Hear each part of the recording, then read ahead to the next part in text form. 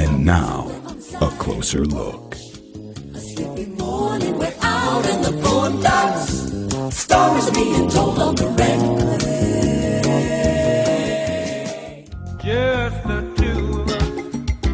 We can make it if we try. Just the two of us. Just the two of us. Just the two of us. Building big castles way on high. Just the two of us. You and I. Just the two of us. Today's segment is titled Introspectively Beautiful Valentine's Gifts. Let's get it together, baby. Just the two of us. Just the two of us. Just the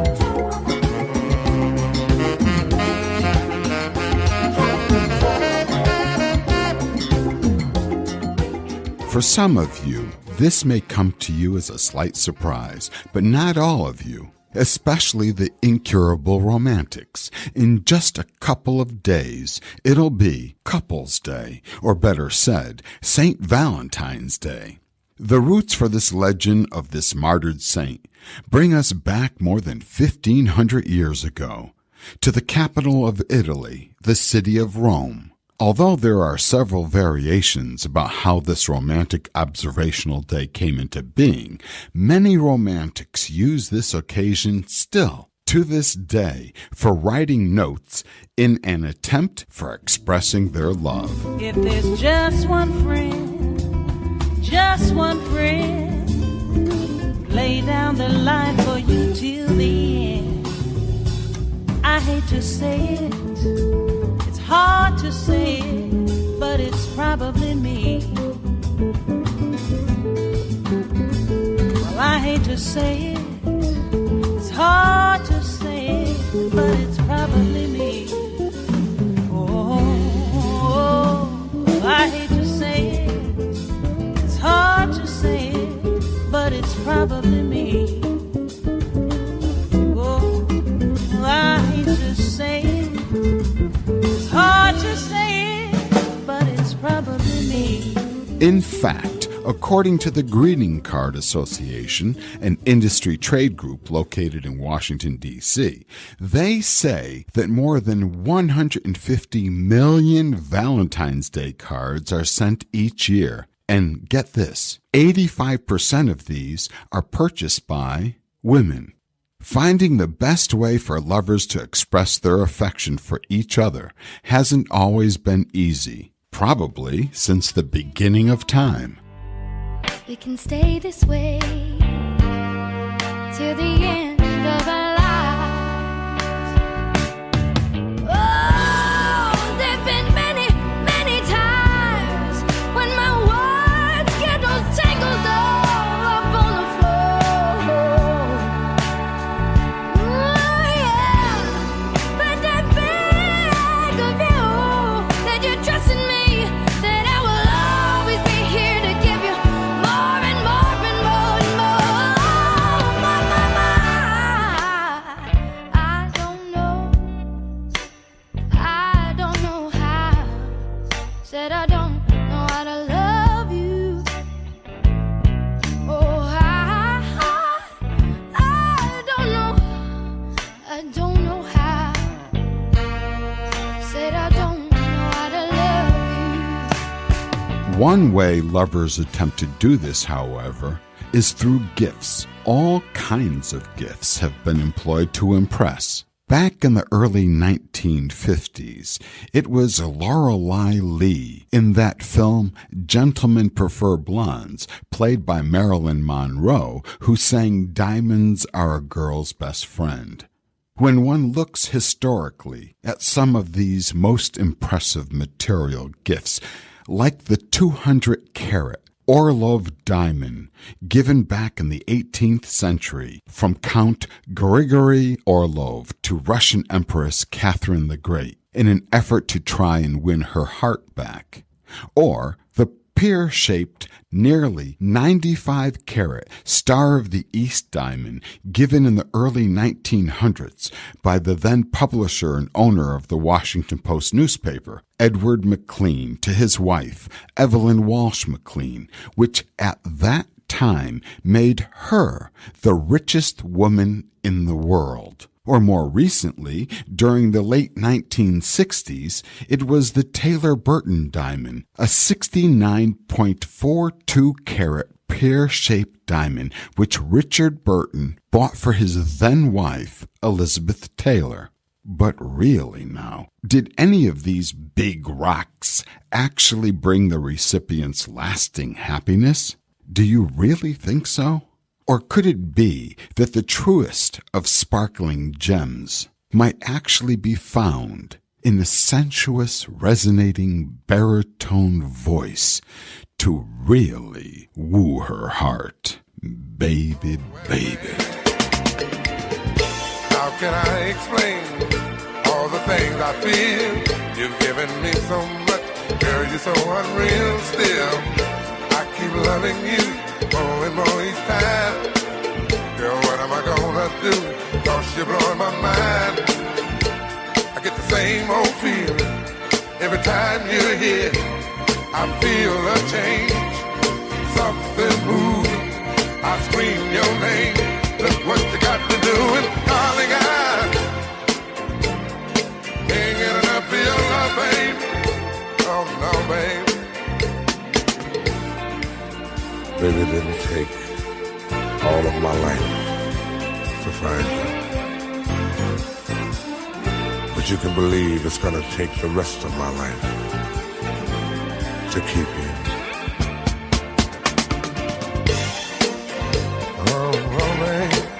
The gift giver's endgame rhetorical question is, what to give someone who appears to have everything? Well, for starters, many say that the most valuable presents are not usually things. They say the best presents come from when one gives from their heart, of course, after having given considerable introspective reflection. This is not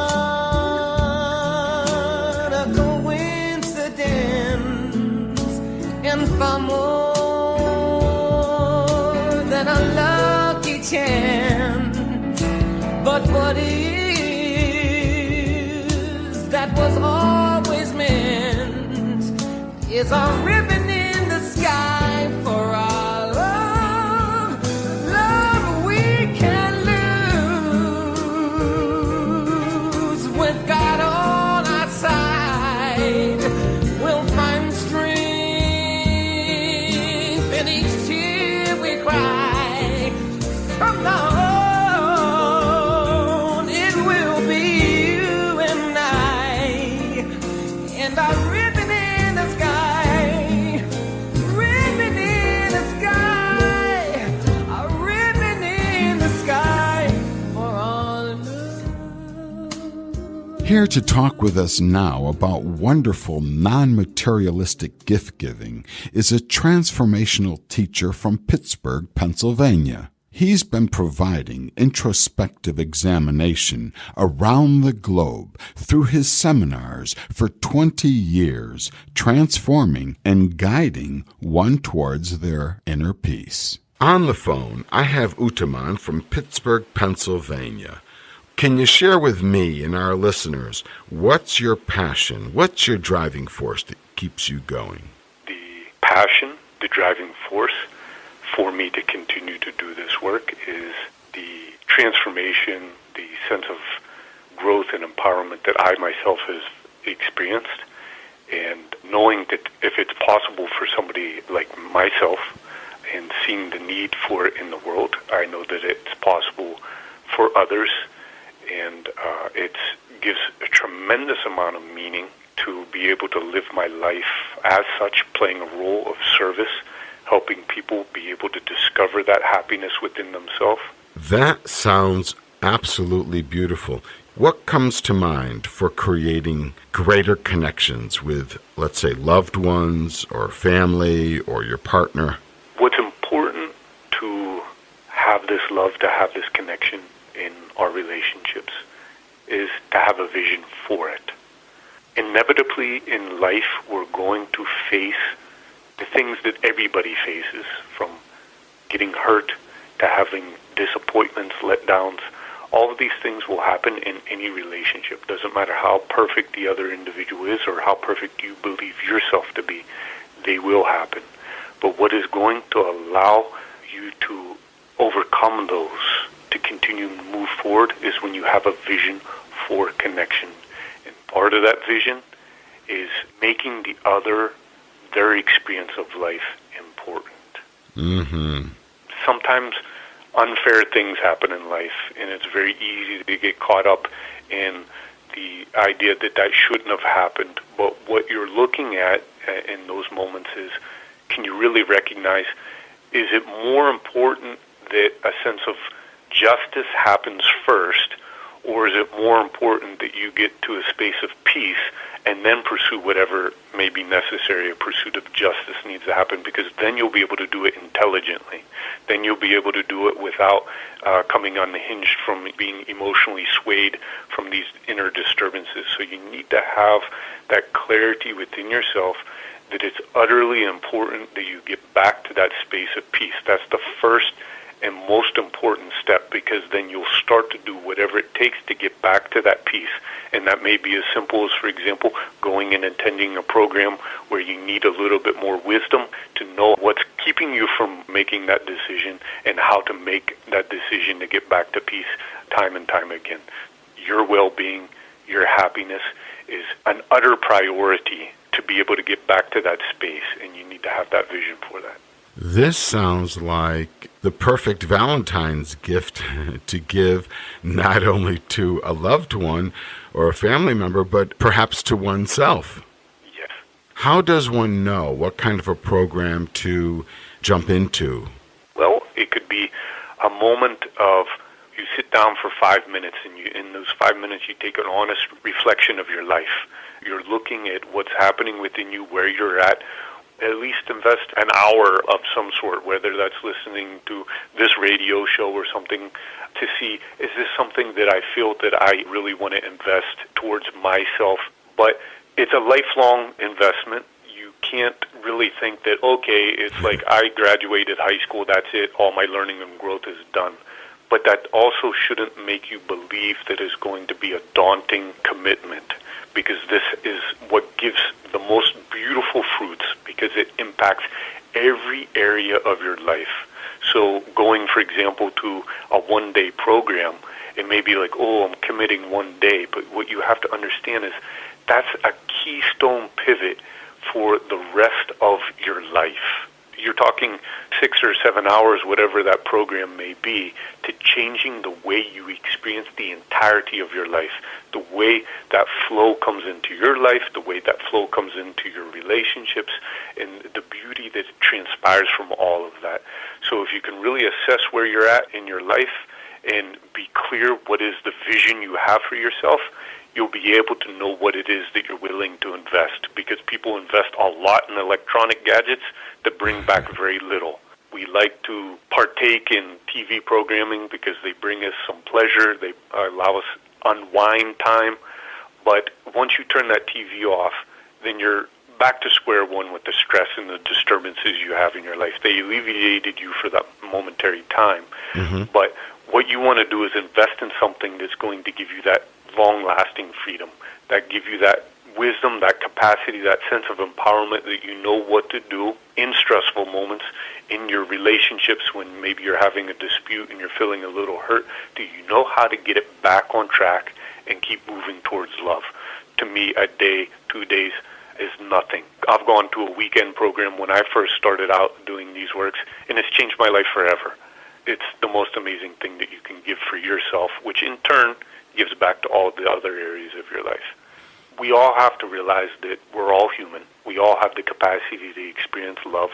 When you have that vision to live your life filled with love, which is possible, the listeners really have to understand that it's absolutely possible. It does not matter where you're at in life.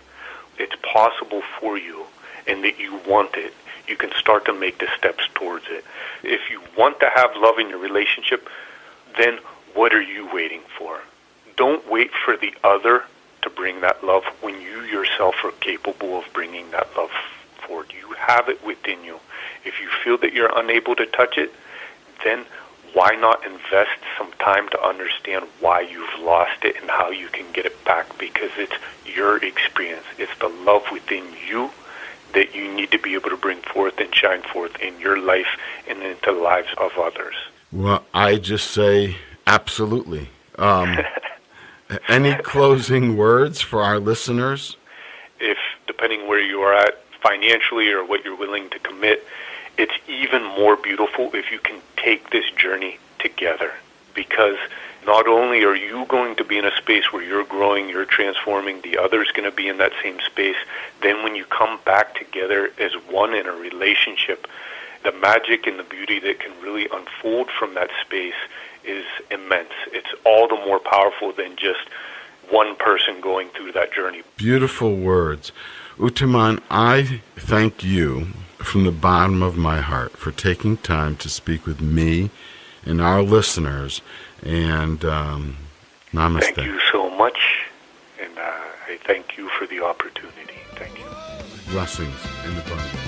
Have a beautiful day. Yes, only the beginning of what I want to feel forever. Only the beginning. Only just a start. Yeah, I got to get you in my life, mama. Got to get you next to me. Yeah, only the beginning. Only just a start.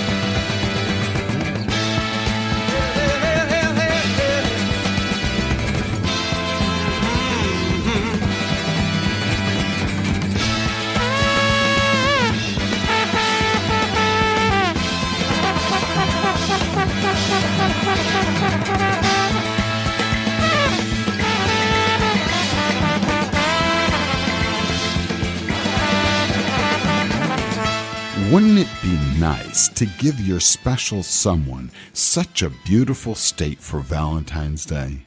Let's speak now with a workshop leader from Charlotte, North Carolina, who guides one on their journey to such a beautiful introspective place. On the phone, I have Nikki Kapoor from O&O Academy from Charlotte, North Carolina. You've been providing a special type of love and transformation workshop that has been taking you literally around the world. Can you tell our listeners some of the places where you've been recently providing this workshop? Yes, I've been very fortunate to travel to U.S., which is where I'm from, India, Europe, Australia, and I've had the privilege of teaching this particular course in a lot of cities in these places.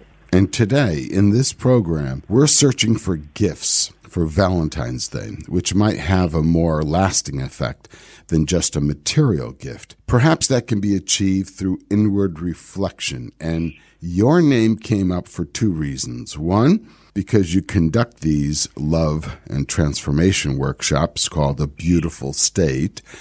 And second, because you plan to be in Munich with this 2-day workshop in a couple of weeks.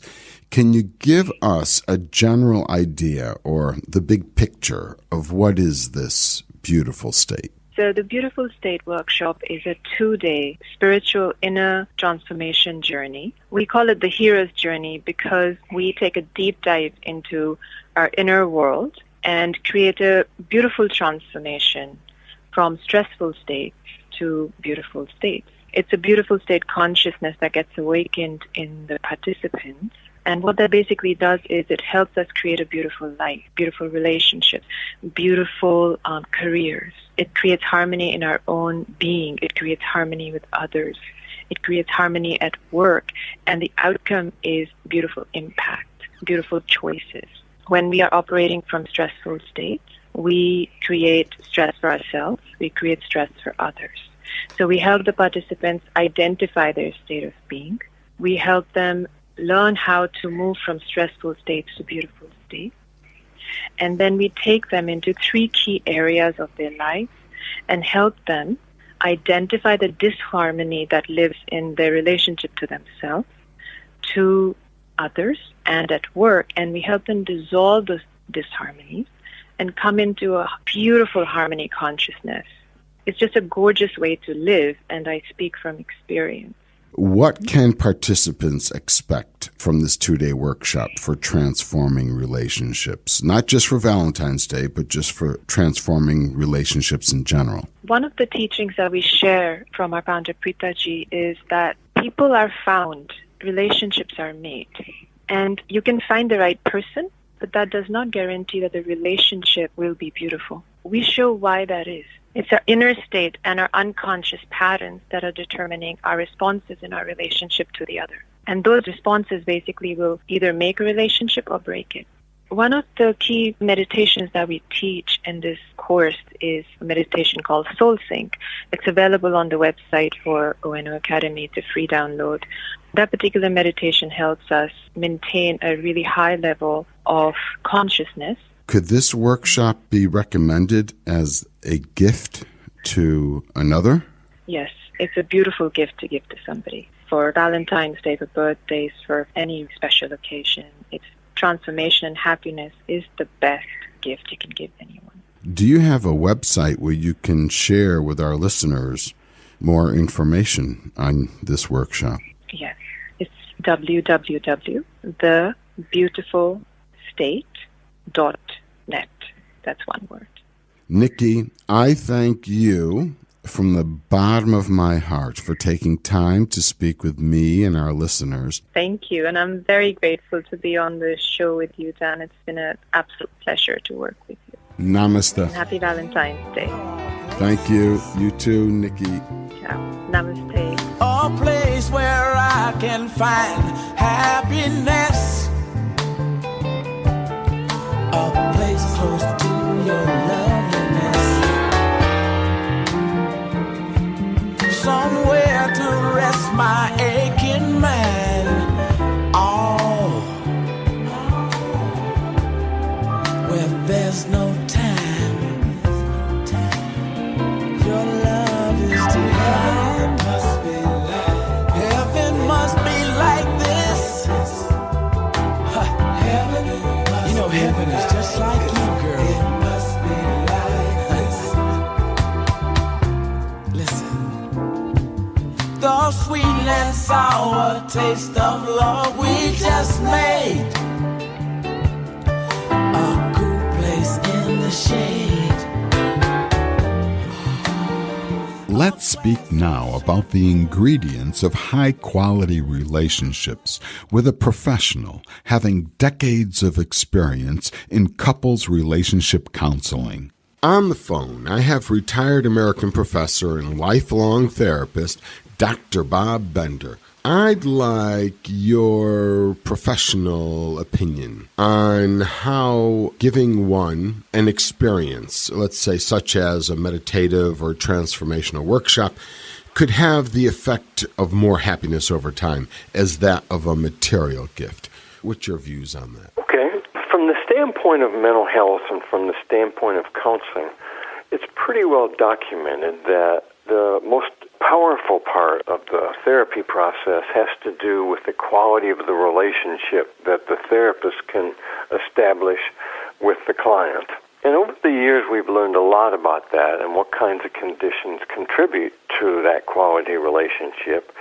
And it seems to be that there are a number of conditions which are within the professional groups referred to as core conditions. Let me start with the one that I think we can identify most quickly for people. I'm talking about empathic understanding, which means basically that you have a sense of the emotions that another person experiences as they're speaking with you, and you find a way to communicate your awareness of that emotion. The reason that's important is because that's the basic way that we make intimate contact with other people. You know, when we think about this in Valentine's Day contact, that's what we're really referencing is the capacity to establish and maintain a romantic, intimate relationship with somebody. And let me explain that by saying this. Every person comes with a different set of histories, a different background. The thing that we have in common, where we can literally make most contact with each other, is the emotional experiences we've had in relation to those events in our life. I don't need to know what it is that has made you mad, for example, or angry, in order to understand what it feels like to be mad or angry.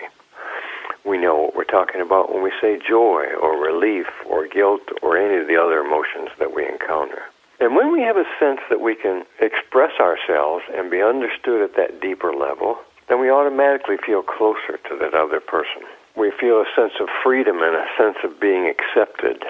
That sense of being accepted is what leads me to the second core condition we refer to as respect, in that it involves caring for someone and accepting them and placing value in them just because they're alive and they're sitting with you and you're in the same place. And of course, one of the best ways to show that kind of caring is to be able to understand somebody in an emotional context. Empathic understanding rather naturally leads to a sense of respect and caring. And that then sort of leads me around to the third condition that's important, genuineness, which means that the therapist, or in this case, any person who's interested in a quality relationship, that person is able to sense what their own emotions are and to effectively share those with the other person. The way those three conditions interact with each other that really form the basis for effective counseling relationships, but they form the basis for effective relationships that are meaningful between people. Okay. Could it be true for me to say then that if I examined all of the really great long-term close relationships that I have in my life, that these core criteria would naturally be present in each? Oh, I think that's absolutely the case. The really best and healthiest and the longest-lasting relationships contain those conditions. Okay. Returning back to the introspectively beautiful Valentine's gifts, such as meditative workshops and transformational workshops, I really liked what Utaman shared earlier with us about having a vision for your relationship. What's your take on that? The notion of vision being critical is really important, and I think it's the vision that guides what I hope will be healing within that couple. No relationship exists where people never do things that are inappropriate in the context of that relationship.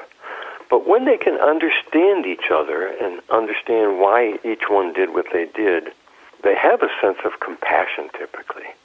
And compassion is what brings us to forgiveness, that helps us heal the wounds, so to speak. I think that's the vision that guides what I do, and I think that in many ways it's probably a different terminology, but it's a kind of vision that I think many workshops and meditative experiences would also pretty firmly endorse. People involved in relationships that are really healthy and have depth to them are people who cope with the events of life much more easily. Let me put it this way. We have a tendency to think the goal of life is to be happy. And that's probably part of what we wish for. But there are lots of times in life when things happen that we're not happy about them, and we shouldn't be happy about them. It's easier, perhaps, to think, oh, I'd rather be happy all the time, but life's not always full of things about which we can be happy. If we happen to be in a position to share an event or an experience that's painful, and we can share that with each other, I mean, we may even shed tears together, we won't forget that person, and we won't forget that event, because that's what binds us together. It's that shared feeling. And that's what helps us ride out those bumps in the road and painful curves that we end up going around and the difficult stresses of life, is to have an empathic ear to share it with, who's a person who cares about you and can share themselves with you as well. Being able to do that involves time, interest, and energy. We have to find time in life where we can spend time with the people that are important with us.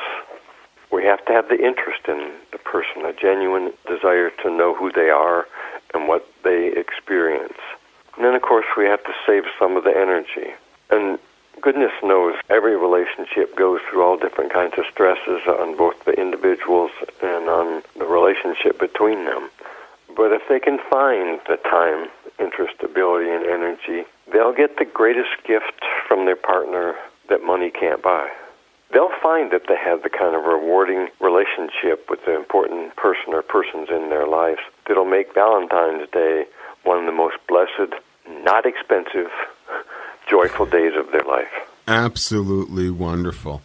Dr. Bob, it is always a pleasure to speak with you, and I thank you, and all puns intended, from the bottom of my heart for Valentine's Day and always. Thank you very much. It's always a pleasure to talk with you, and I appreciate the chance to be on your program.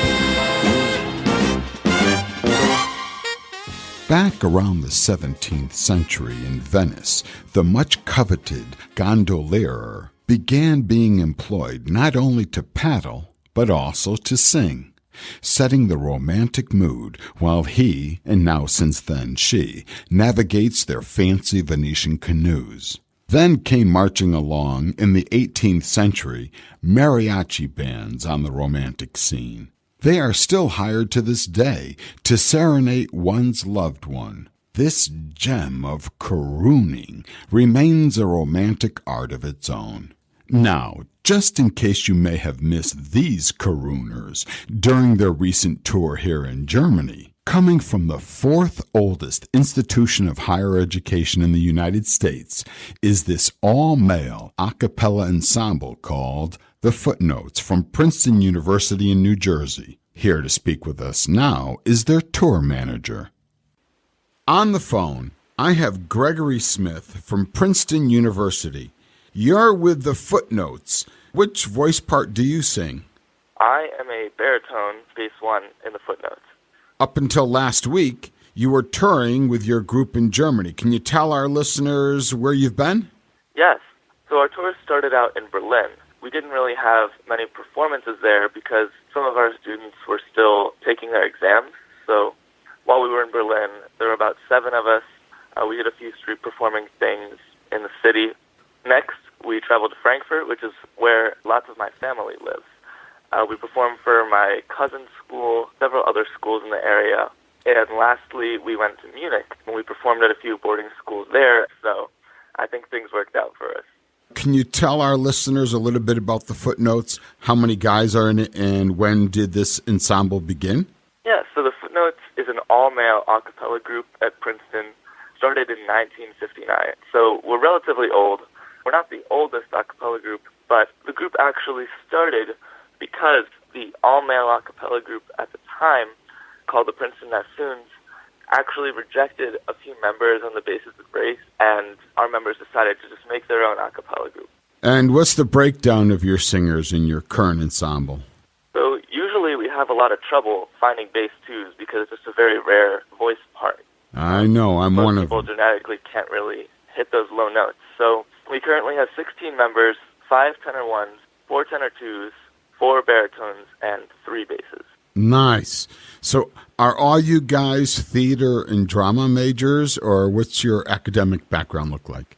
No, it's actually interesting. Princeton has a really wide range of majors that you can study, and surprisingly, a lot of the Footnotes are in some sort of engineering track. There are a few of us who study anthropology, sociology, or economics, but interestingly enough, we don't have a single theater or music major. So whenever we tell people that at performances, it's usually a big shock. What's the name of the tune we're going to listen to now? So the tune we're going to listen to is called All I Ask For Is You. It's an original song from the Footnotes. Every Footnote, who ever was and ever will be, will have sung this song countless times. When we sing it in person, we usually bring up a member of the audience, and the soloist will serenade the person that we brought up. It's always a nice little shtick. It sounds like a perfect song for our program. The most important thing in life is love. Ooh-ah, ooh-ah, do. Well, I don't want fortune or fame, and I don't want the world to know my name. All I want, all I ask for is you. All I ask for is you. 3 by my stool. And I don't want wealth beyond compare. No, it's just such a treasure, just having you there. All I want, all I ask for is you.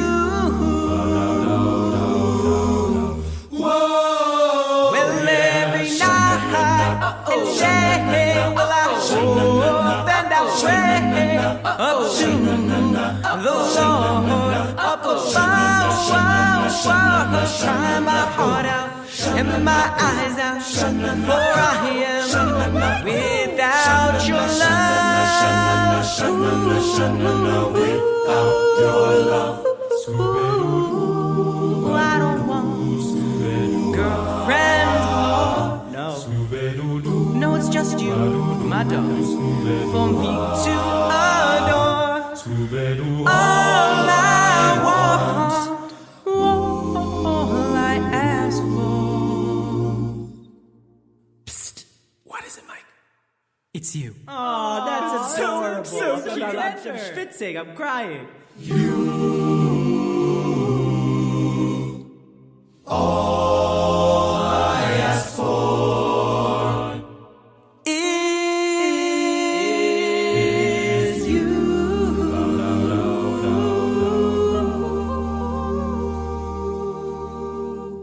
Singing off the same sheet of music harmoniously requires sound teamwork. On that note, I'd like to take this moment to say thanks to the behind-the-scenes support that have helped make this show, A Closer Look, reach our 7-year mark. I must say that each and every segment has been truly my pleasure, finding, then providing inspiring content. In life, everything has its season. Having said that, it's always nice to end on a high note. Thus, today is the last of these programs. The time has come to move in other directions, to explore and develop other talents. Therefore, I'd like to especially thank Sebastian Kratza, who has been my right-hand man this entire tenure, and without his unequivocal support, these shows would not have been possible. And I always thought you were my right-hand man.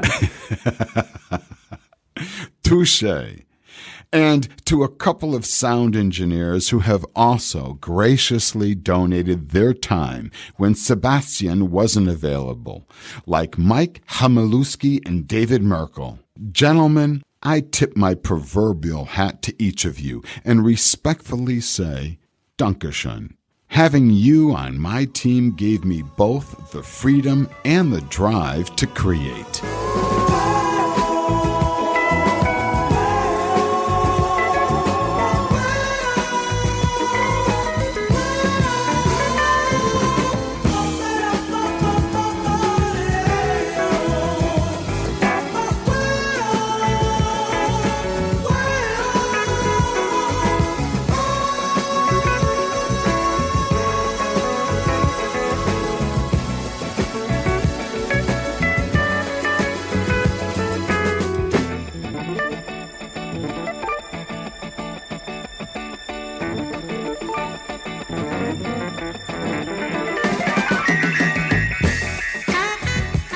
Many of these programs, which aired over the past 7 years, can be found both on YouTube and Vimeo.